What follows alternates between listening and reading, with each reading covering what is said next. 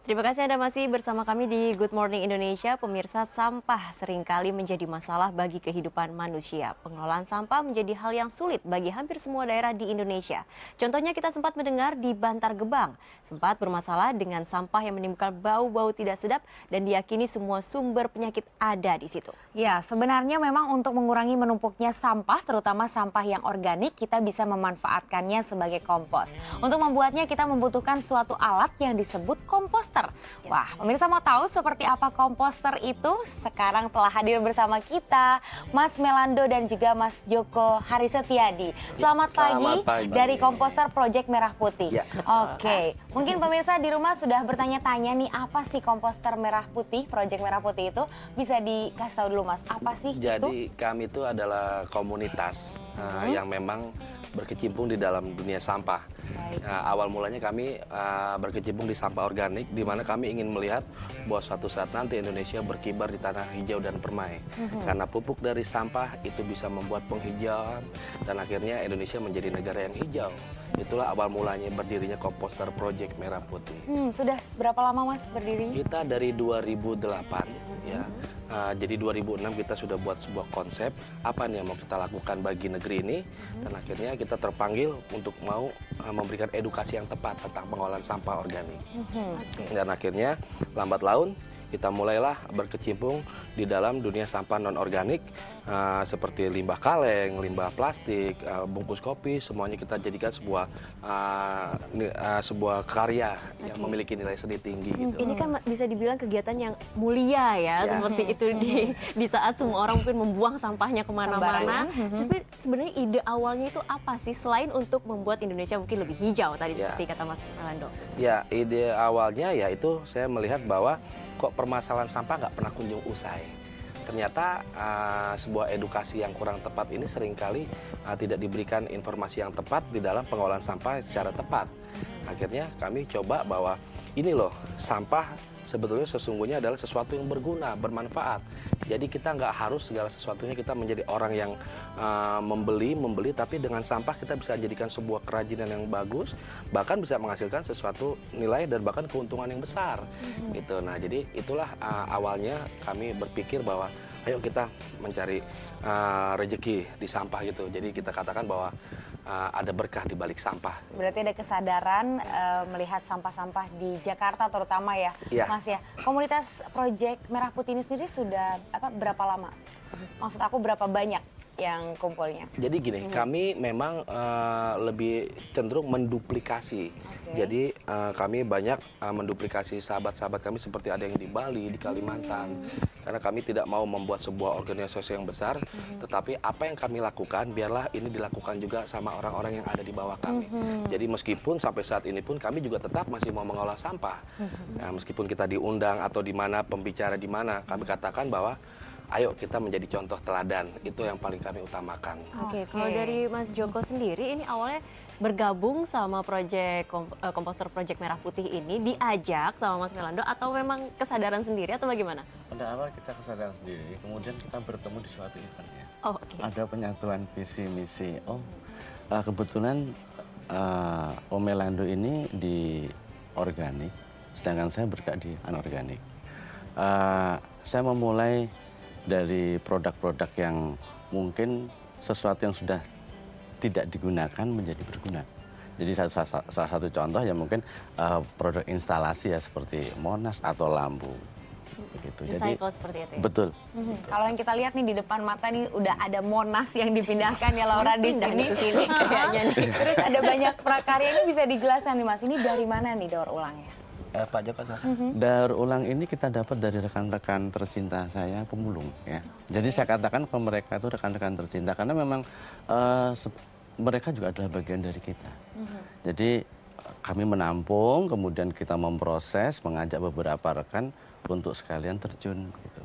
Jadi memang dilibatkan pemulung itu memang. Dilibatkan. Seperti apa ya, menjadi Komposter Project Merah Putih menjadi wadah bagi pemulung untuk memberikan barang-barang mereka. Gitu. Jadi ke arah social planner, kreatif planner, dan inovatif planner. Oke, kita juga pengen tahu kalau misalnya pemulung, apa yang mereka dapatkan kalau misalnya mereka memberikan barang-barang kepada Komposter Merah Putih? Saya jawab ya. Oke. Jadi kalau dari rekan-rekan pemulung itu satu, mereka bisa, kalau selama ini hanya mereka tuh jual ya, Iya. jual-jual saja ya. Tapi sekarang mereka mendapatkan suatu keahlian bahwa apa yang seperti botol minuman bisa mereka buat vas dan mereka juga bisa jual. Jadi kita memang mengajari. Berarti juga mengembangkan keterampilan mereka. Betul. Ini juga bisa jadi inspirasi nih untuk mungkin ada teman-teman pemulung yang masih belum tahu komposter Project Merah Putih, mungkin bisa melakukan ini juga ya. Biasa. Oke. Bagaimana caranya sendiri mengumpulkan sampah-sampah itu gimana Mas, selain dari pemulung-pemulung itu? Iya. Ya kami sih kebanyakan ya kami melihat di wilayah kami, kami melibatkan warga sekitar. Berawal dari wilayah Berawal dulu ya, ya. kalau sampah organik itu tukang-tukang buah dibanding mereka membuang sampahnya sembarangan atau dia membuang sampahnya di pasar begitu aja, akhirnya kami manfaatkanlah sampah itu. Nah, pupuk cairnya kami bagikan gratis kepada masyarakat. Jadi kami katakan bahwa ini loh, kami ingin memperkenalkan inilah manfaat sampah yang sebenarnya. Karena yang tadi yang saya bilang katakan bahwa setiap edukasi yang kurang tepat itu akhirnya membuat masyarakat tidak mengerti apa itu artinya sampah. Gitu. Berarti ada penyuluhan juga ya Mas? Ada ya? penyuluhan, kami juga bikin kegiatan-kegiatan anak-anak di lingkungan kami, nilai-nilai cinta lingkungan kepada mereka, bagaimana membuat sebuah kreasi dari misalnya botol bekas atau plastik resek yang nggak kepakai, yang dibuang, itu bisa menjadi sebuah karya-karya gitu. Jadi menanamkan nilai-nilai cinta lingkungan dari sejak dini kepada anak-anak di wilayah kami juga. Wow, inspirasi Jadi nggak cuma sekali untuk ya. orang dewasa aja ini, untuk Tidak. dari anak-anak juga sudah diberikan penyuluhan Diajarkan. oleh komposter Merah Putih. Karena ya dari sejak dinilah mereka, ketika mereka ditanamkan nilai-nilai kepedulian, mereka dengan sendirinya kalau kami katakan bahwa mereka akan jauh yang namanya nanti dari pergaulan bebas, mereka akan menjadi orang lebih kreatif, lebih peduli, dan mereka akan menjadi orang yang memang benar-benar bertumbuh dengan nilai-nilai yang baik gitu. Oke. Sejauh ini bagaimana tanggapan atau sambutan ya dari anak-anak yang sudah diberikan penyuluhan oleh komposter Merah Putih? Oh, mereka senang. Jadi selama ini mereka tidak mendapatkan itu di dalam dunia pendidikan yang saat Anak-anak ini sekarang ya. suka sibuk sama Karena gadget lebih juga ada ya. gadget dengan hal-hal yang istilahnya lebih teknologi mungkin, Iya, modern dengan gitu ya. modern gitu kan, dengan game online ya. Iya. Kan. Tapi kita coba mengarahkan, kembalikan mereka kepada anak-anak yang berbudaya. Ingat ke budaya pada masa lalu di mana kita tidak bisa meninggalkan itu. Yang segala sesuatu yang instan belum tentu baik buat mereka. Betul. Iya, itu Nah, kan tadi- juga saingan ya, berarti saingan antara nih komposter saingan sama gadget nih. Ada sesuatu mungkin yang sekarang anak lebih tertarik sama gadget, sama Betul. game seperti itu. Iya. punya cara-cara sendiri gitu mungkin mengalihkan perhatian mereka dari bermain gadget dengan mengutak-atik sampah gitu, karena kan sampah aja kalau kita identik udah bau gitu ya, terus sampah kotor Gimana cara gitu. kasih pengertiannya? Awal mulanya kalau saya di wilayah di Serdang, Jakarta Pusat, kami memulainya dengan sebuah lomba. Lomba-lomba kecil ya kan. oke. Jadi memang anggaran yang kami sediakan juga anggaran pribadi kami. Ya kan. Jadi setiap peserta mereka yang ikut lomba ini mereka juga mendapatkan sesuatu dari kita. Jadi yang ikut dan yang kalah itu semua dapat hadiah. Tapi yang menang dia bakal mendapatkan hadiah lebih gitu loh dari apa yang kami berikan gitu. Jadi semangat itu akhirnya mereka mulai bertumbuh. Awalnya memang kita menyuntiknya dengan hal seperti itu gitu.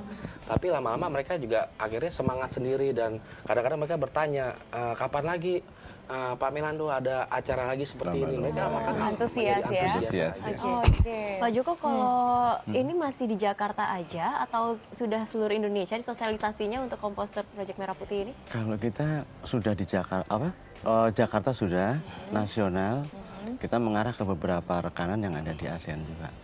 Di mana? Di ASEAN. Jadi kita punya sahabat di Malaysia, kemudian kita juga ada sahabat di Brunei. Jadi kita berusaha bahwa sampah itu bukan suatu permasalahan yang boleh saya katakan masalah yang sangat besar, tapi masalah itu muncul dari kita sebenarnya. Jadi kita tidak perlu menyalahkan satu sama lain. Kita mencoba diri kita sendiri bagaimana tentang sampah. Bagaimana orang-orang Malaysia, Brunei melihat gerakan ini, sementara mereka juga tahu sampah di Jakarta, wow gitu. Jadi intinya barang yang desain oleh Pak Joko ini memang sudah diterima sampai ke negara luar. Oke. Kita udah sampai ekspor memang. Jadi kreasi kaleng ini ibarat kata beliau, kita yang minum, sampahnya kita buang ke luar negeri. Gitu lah, kurang lebih.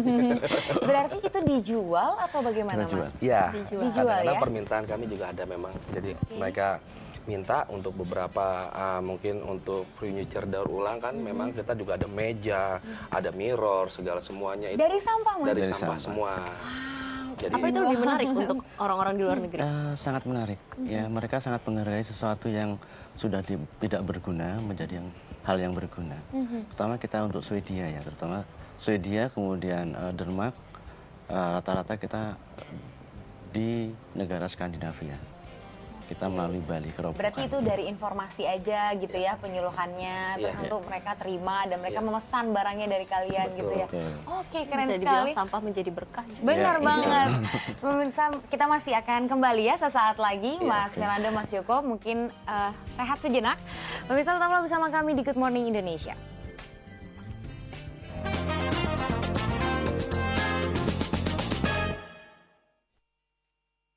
Terima kasih Anda masih di Good Morning Indonesia dan masih di Morning Talk. Pemirsa, kita masih ngomongin tentang Pengelolaan sampah ya. Mhm. Ini di sini masih ada teman-teman dari Komposter Project Merah Putih. Ya. Mas, kita lanjut nih. Tadi sempat kita ngobrol-ngobrol ya tentang yang satu itu apa sih? Kalau yang itu kan bentuknya monas nih, terus yang ini bentuknya lampu. Yang ini apa sih? Kok bentuknya cuma tong itu aja gitu? Oke, ini adalah inovasi pengolahan sampah organik. Jadi selama ini di mana sampah organik itu dikelola tapi tidak memiliki hasil yang maksimal. Yang paling pertama adalah bau busuk. Padahal sebetulnya dengan menggunakan media tong plastik ini adalah satu sarana yang tepat. Pertama, dia sifatnya lebih higienis karena tertutup rapat. Yang kedua, dia lebih praktis, gampang dibawa kemana-mana. Jadi nggak repot dalam peletakannya gitu. Nah, lambat laun, kenapa sistem ini kok mulai ditinggalin? Padahal menurut saya pribadi ini adalah sistem yang tepat untuk mengolah sampah secara mandiri. Nah, kami membuat sebuah konstruksi bersama teman-teman. Jadi ketika dikelola sampah sisa sayur, sisa buah, kotoran hewan, dikelola di dalam tong ini dia tidak berbau. Dan nanti dalam waktu beberapa hari dia akan menghasilkan pupuk organik cair.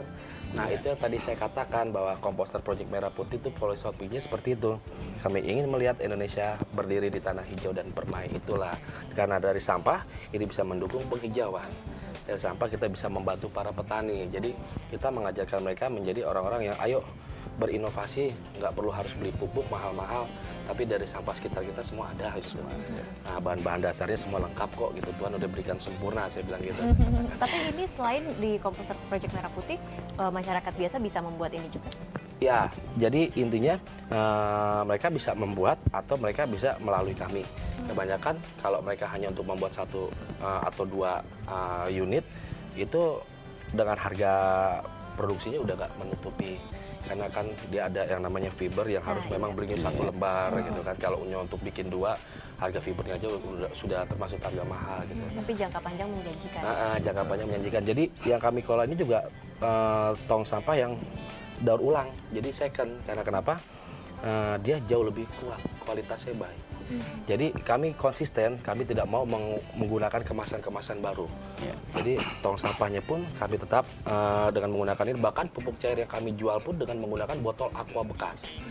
Jadi botol aqua bekas, dan bayangkan orang katakan bahwa kok bisa menjual pupuk dengan botol aqua bekas bukan dengan kemasan bagus tapi kok bisa laku gitu. Nah, itulah komitmen kami bahwa kami ingin menyelamatkan bumi yang ini yang dikatakan bahwa diet kantong plastik lah. Saatnya kita berdiet kantong plastik, tidak membuat kemasan baru, tetapi manfaatkanlah yang ada di sekeliling kita. Baik, Mas Joko mungkin, Mas Joko bisa cerita nggak ini dari bahan-bahannya apa sih Mas Joko nih, monasnya, terus tempat lampunya. Kalau aku lihat nih kayak dari bungkus plastik, kemasan gitu nggak sih Mas Joko? Iya betul. Kalau konstruksinya kita memakai MDF ya. Jadi MDF itu adalah serbuk kayu yang sudah dikeraskan menjadi papan. Kemudian untuk covernya kita memakai kaleng-kaleng minuman. Jadi recycle can soda, dikatakan gitu ya. Nah, baru untuk finishing akhir kita memakai water base. Water base itu sejenis cairan yang dia ramah lingkungan. Jadi kalau ini kita buang di tempat sampah ya cepat akan terurai gitu. Baik, Mas, kalau aku penasaran nih kalau dijual nih sebenarnya harganya tuh berapa sih? Kisaran berapa? Karena kan dari sampah gitu ya, tapi keren juga dilihat gitu. Kalau ini kan kita masuk ke top table aksesoris ya, jadi tergantung ukurannya. Bisa sih kalau kita minimal order ya, misalnya kalau untuk satu kita berarti karya masterpiece itu mungkin nilai jualnya sulit ya kita ukur ya. Tapi kalau kita ada minimal order, oke lah minimal order 10 mungkin kita per piece bisa 1 juta sampai 1.750.000 sesuai Dari dengan ukuran. sampah Laura Dari bisa sampah. menghasilkan Tapi kalau uang. anorganik ini ya, sampah yang bukan yang organik seperti kaleng, botol itu memang cuma bisa dijadikan seperti furniture atau bisa dijadikan yang lain juga, didaur ulang mungkin seperti apa jadinya? Banyak ya. Jadi kalau seperti botol mungkin kita bisa buat untuk vase, mungkin untuk flower ya, untuk top table itu. Terus kemudian untuk yang lain-lain, untuk wall dekornya juga kita bisa pakai.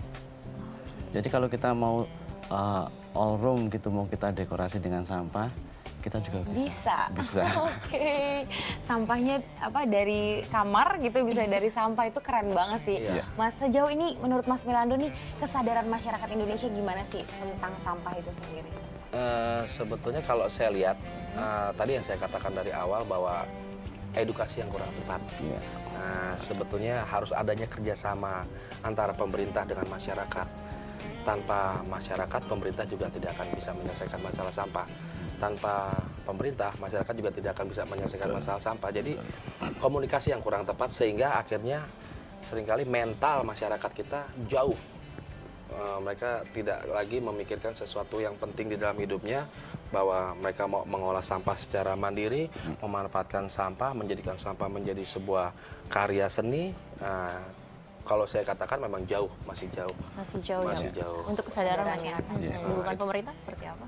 Kenapa? Dukungan pemerintah Dukungan kalau untuk pemerintah. komposter merah Pemerintah kami jujur sampai saat ini kami independen. Kami berusaha untuk berdiri sendiri, bahkan kami selalu katakan bahwa pemerintah yang kami dukung. Kami tidak pernah berharap Kebalikannya. kami tidak berharap untuk mendapat dukungan berbagai macam pemerintah masuk instansi apapun. Kami katakan bahwa pemerintah yang kami dukung dengan sebuah karya-karya anak bangsa. Itulah yang menjadi komitmen kami. Tapi pernah ikut pameran atau pameran? seperti workshop?